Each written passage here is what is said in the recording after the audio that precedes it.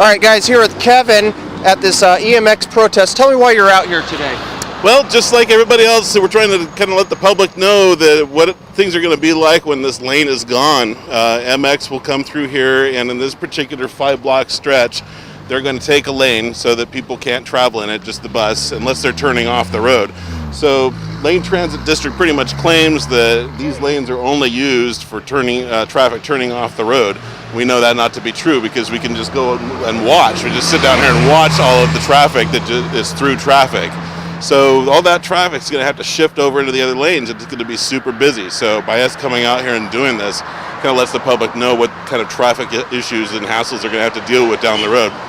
I completely understand. Have you seen in the media at all any of this? Anyone telling the public that a lane is going to be missing here? Well, you know, it's all a lot of alternative media, a lot of stuff on Facebook. You see this kind of thing, but I don't think that there's too much of an issue, like an informative kind of thing going on where people are being informed that these kind of issues exist. No. So you may be the only man now notifying the public with your loudspeaker here, with your megaphone. Well, me and about maybe a good 70, 80 other people looks like, so yeah.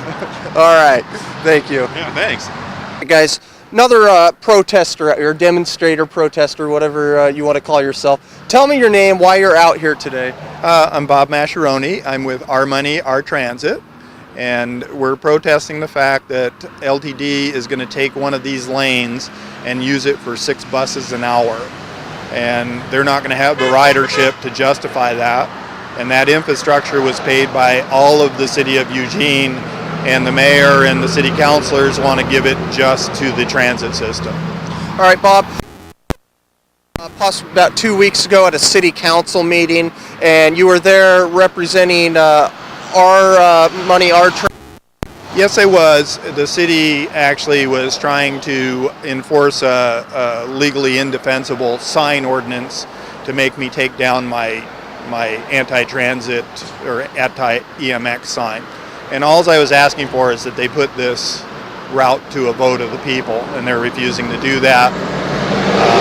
Without public support, they know they can't get it passed.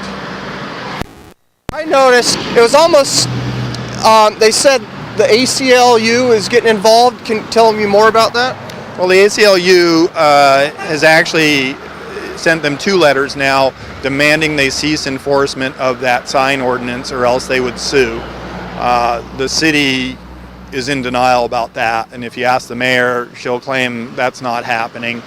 And Mr. Zelenka seems to think that the ACLU, because he's donated to him, must not represent me, and said that publicly in that city council meeting, and he was mistaken. They have come out and said the sign ordinance is illegal.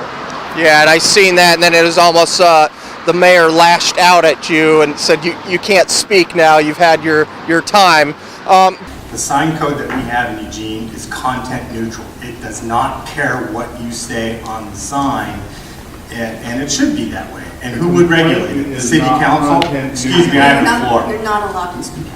Yeah, I understand. And we don't regulate what it says at all. And you can have your sign, you can have it say whatever you want, you just need to have it comply with the rules like everybody else has, just like the 6 or 7 other people in your exact same circumstances that made adjustments. I'm not sure. Bob, now in Eugene, we've seen the occupiers who are protesters, and we've seen them make gigantic signs. We're talking 30 feet tall, 10 feet wide, and hang them in the trees. And the city has lifted bans of overnight camping even for them. Are you seeing complete injustice here?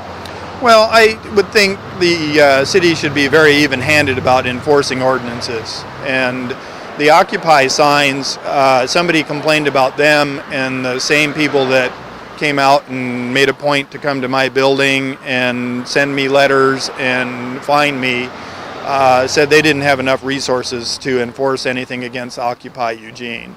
So they weren't going to deal with that. And that right there says a lot about what the city motives and goals are. They're working to suppress EMX opposition. All right, Bob, I hope the best for you. Thank you. Okay, thank you.